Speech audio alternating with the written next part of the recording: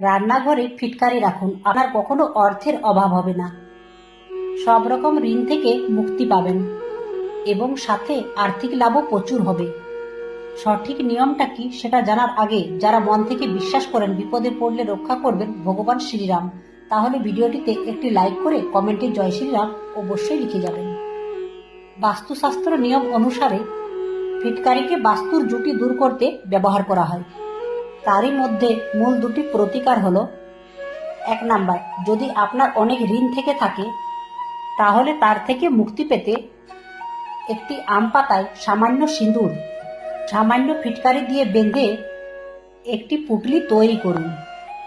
তারপরে সেটিকে সন্ধ্যায় সকলের আড়ালে কোনো অসুস্থ গাছের মাটির নিচে পুঁতে দিন।